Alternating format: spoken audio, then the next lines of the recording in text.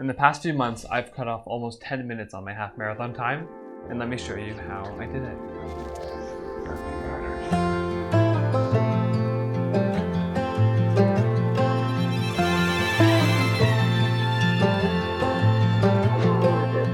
I'm singing inside the air, flashing above on the waterbed. Feel the air on my upper half, while my mama sits in a bed.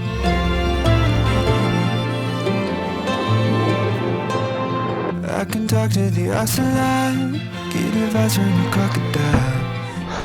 Hey, so my name is Gabe and I am a triathlete. For some context, I am currently on week 18 of a 21-week training block to go hopefully under 4:35 at Ironman 70.3 Mont Tremblant. And throughout this training block the past few months, but more so in the past year or two, I've gotten a lot faster at running. This all started in my first Ironman 70.3 at Michigan in 2023, where I ran a 1:52 half marathon. And then a year later, I ran a 1:41 at Ironman 70.3 Musselman. And then recently in January, I ran a 1:26 half marathon at the Hyperthermic Half in Vancouver. Furthermore, over the past few months, I got a lot faster as well, running a 35:47 10K, which is more indicative of a 1:18 or a 1:19 half marathon. So how did I cut almost 30 minutes off of my half marathon time in less than 2 years? Reflecting on it, almost 35 minutes in 2 years is a lot of time to take off of your half marathon. However, I can chalk it up to 3 main workouts that I've been consistent at doing over the past 2 years. And these are threshold, VO2 max, and strides. Threshold is short for lactate threshold, which is defined as the point at which lactate starts to spill into your bloodstream at a faster rate at which it can clear it. Or in easier terms, it's when running is comfortably hard. To help define it, threshold pace can only be maintained for 40 to 60 minutes, even in perfect conditions, or it's where your heart rate is at 83 to 90% of its max. You can determine this by using your max heart rate or by plugging some recent race paces into a VDOT calculator, and that'll give you your training paces and threshold pace based off of that, assuming that race was at max effort. And by training at threshold, what this will do is it'll increase the point at which lactate starts to spill into your bloodstream so that you can run at faster paces for longer, and you'll get more comfortable running at threshold. So when you eventually go into that threshold zone in the later stages of half marathon or marathon, you'll know what that feeling is supposed to feel like, and you can push through those emotions. I specifically love threshold training for a half marathon specifically because if you're training for a 1:30 to 2-hour half marathon, that race pace will be just slower than your threshold pace. So by training at threshold, it'll make your half marathon pace feel slower and therefore more comfortable. Some of my favorite workouts to do for threshold are 4x2K at threshold pace with a 3-minute standing, jogging, recovery in between, and incorporating a 20-minute threshold into my long run. So do a 15-minute warm-up, 20-minute threshold, and finish out the rest of your long run as normal.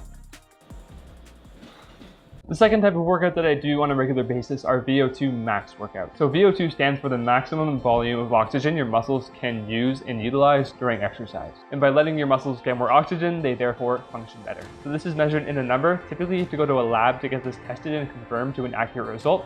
However, your smartwatch or your iPhone will estimate it based on your recent efforts. Mine, for reference, is 66. This metric is highly regarded by endurance athletes and is sometimes glorified to an extent that it shouldn't be. However, one of the main goals of running is to increase this number because it will mean you will perform better. I will say that one caveat of VO2 max is that your VO2 heavily depends on your natural physiological state, and sometimes you just start with a lower or higher VO2 max. However, the main way that you can improve your VO2 max, and how I've done it in the past, is through interval work. So theoretically, if you're running at VO2 max pace, you won't be able to hold it for more than 6 to 10 minutes straight. And when you're doing them in intervals, you typically do them in intervals that are 1 to 5 minutes long. And you'll want to be aiming for 88% max heart rate or higher. And the reason you do interval training is so that you can get more time spent in your heart rate VO2 max zone than if you were to do them straight. So that technically, if you do 3 by 5 minutes at VO2 max, you'll get 15 minutes at your VO2 max heart rate. However, if you were to do 15 straight, you just wouldn't be able to hold that at a VO2 max effort. And typically while doing these intervals, you want to keep your rest at a 50 to 90% interval time. So if you were to do a 100-second interval, you want to keep your rest at 50 to 90 seconds. And you want to do this at jogging, not standing.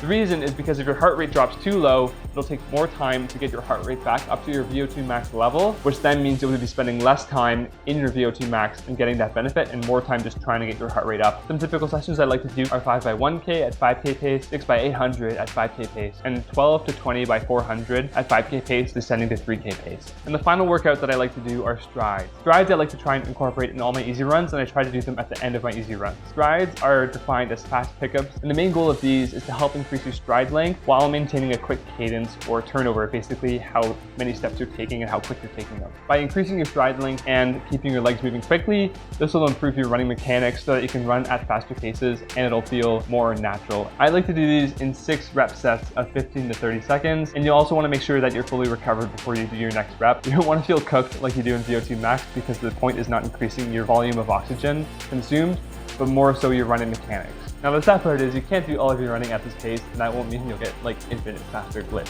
The reason is you need to have enough recovery in between these hard sessions to be able to perform them at the given requirements. If you perform these sessions poorly, you'll be running in zone 3, and zone 3 requires more recovery than zone 2, but not as much benefit as zone 4, zone 5, or threshold, and so it's just not a benefit for you to use your time that way. Typically, I split it with 80% of my running at easy pace, or zone 2, and then 20% of my running at a hard pace, which includes all 3 types of these workouts. So I've got a workout today that's a great example of this, so let's get into it.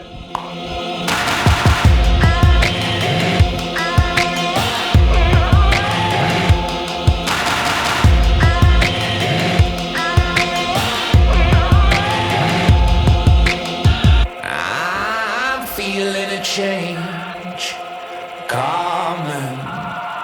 I'm feeling a change coming. Right here, I'm feeling Okay, a change. so at the track, for the first time in a long time.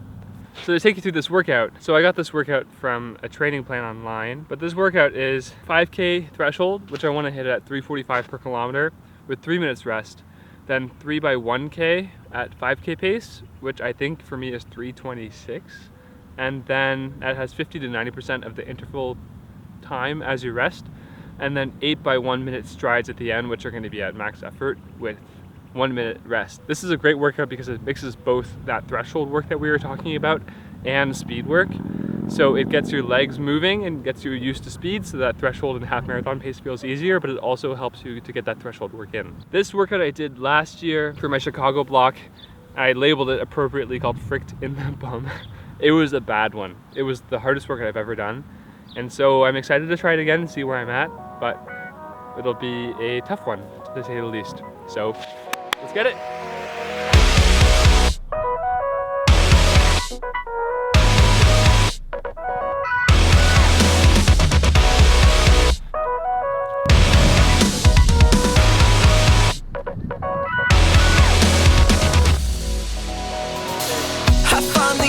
So gotta warm up for 10 minutes. And then after that we're heading into 5K.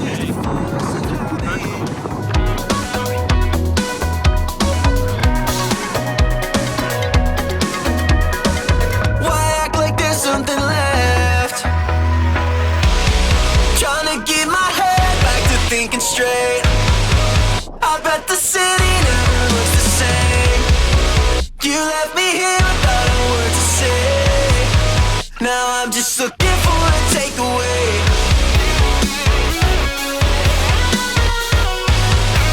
You got me looking for a takeaway.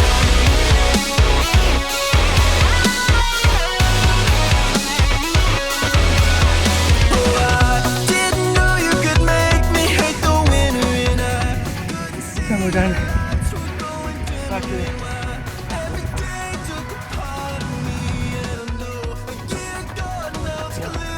I'm not feeling recovered at all, but let's go. we're both inclined to pretend that you know we can't be friends. So why act like I did something less? 3:30. It's not what I wanted, but I think I can go any faster. 2:30 rest. Trying to get my head back to thinking straight. I bet the city never looks the same. You left me here without a word to say. Now I'm just looking for a takeaway.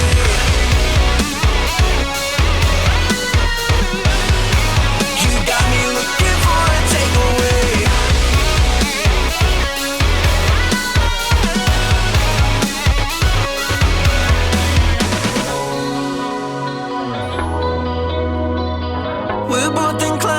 pretend, but you know we can't be friends. Why act like there's something left?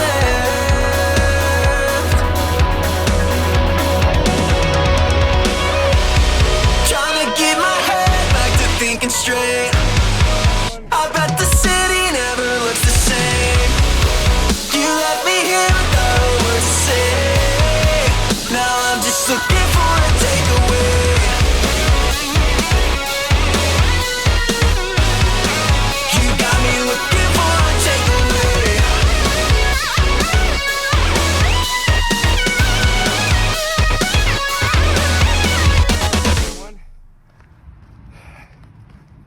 Job done. Let's go eat some Taco Tuesday. Woo!